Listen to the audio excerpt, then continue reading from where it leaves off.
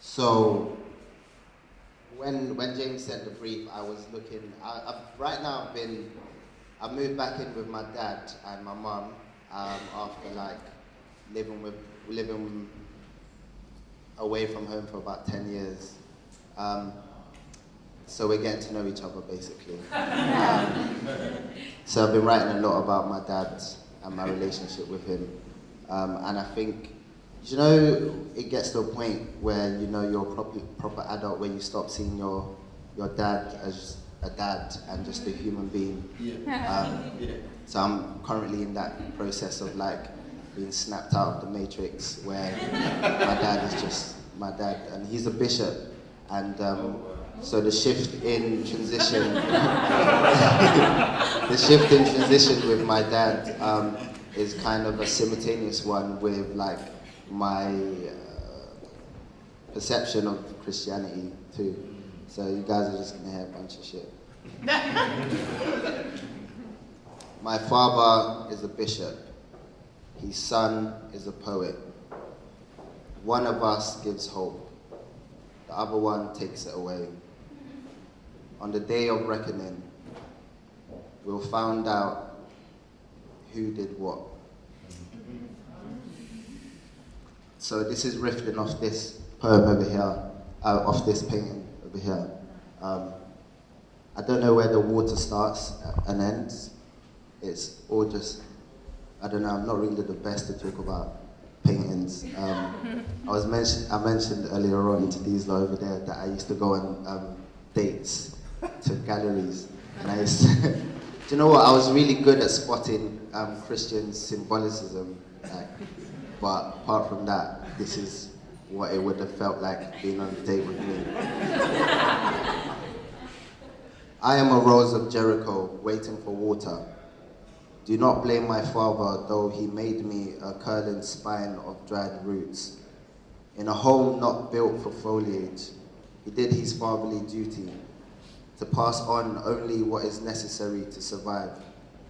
The night I thought I became a man, he handed me a drink of warning. A closed hand holds no water. Since then, I have broken my skin into soil good for words, good for willow trees, hardened my bones into a holding container to become the bucket my grandmother would put outside to collect rain. I am a desert fist waiting for water. Do not blame my father. He was not the stretch of coast that held the first break of water, the mother spilling into labor as the nurses shout, germinate, germinate. Cool, right? Yeah, so basically, growing up,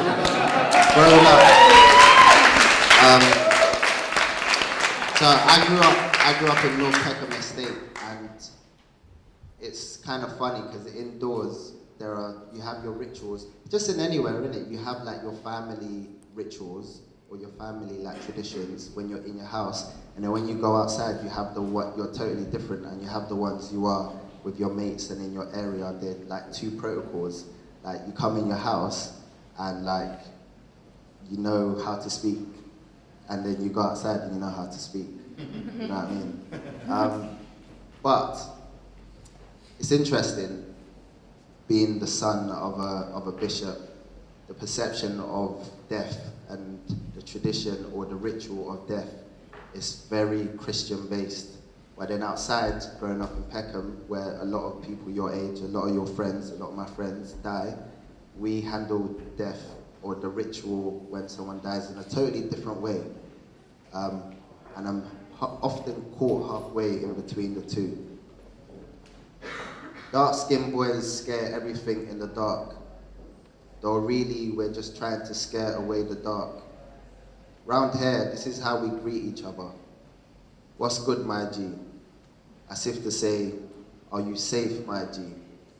Isn't this how you would call out to your friends if you too was in a dark place, unable to know a sensation other than the edge? Shout out to us boys who play out here. God knows how we do it. Or maybe God doesn't know.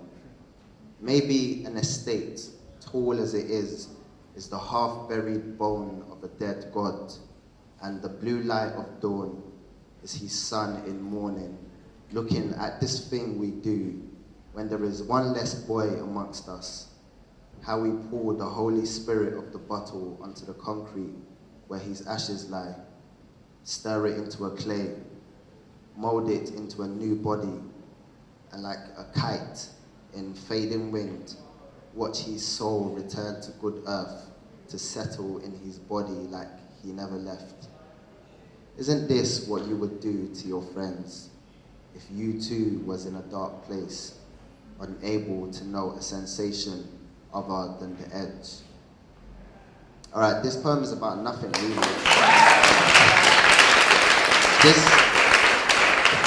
This poem is literally about nothing. It doesn't make sense, and this is, and I really enjoyed the process of writing this poem because I felt like I was talking to like my mates. You know, when I'm about to tell a really interesting story, or when a story that I'm telling is about to take an interesting turn, like a volta or something, the precursor is 2 2s now. Do you know what I mean? Oh, exactly. Good. Anyway, so yeah, shout out to everyone who has bucket baths. 2 lovers share a bucket bath on top of a Morley's where £2 buys you a 2-piece. Dinner for 2 boys whilst watching One Piece or 2 Hunters. These boys not old enough to know what 2 girls did with 1 cup at the bunk bed. Heaven is the top bunk to the one that sleeps at the bottom. The one on the top only sees the ceiling. Maslow should have had 2 hierarchy of needs. How do you know the needs of someone else other than yourself? Maybe 2 mothers who gave birth to 2 sons and gave it back to the earth and knew that it was the same child. Like 2 lovers on 2 ends of the world watching one sun rise and set at the same time. This truth that harmony isn't about moving in the same direction, like 2 hands playing the piano, G chords, A minor, music, 2 floors of a hospital, 1 last breath, 1 first breath, 2 babies in a womb, 1 named creation, the other one named destruction, all because 2 lovers shared a bucket bath. Sweet, you guys have been fun. Okay, so please give it up.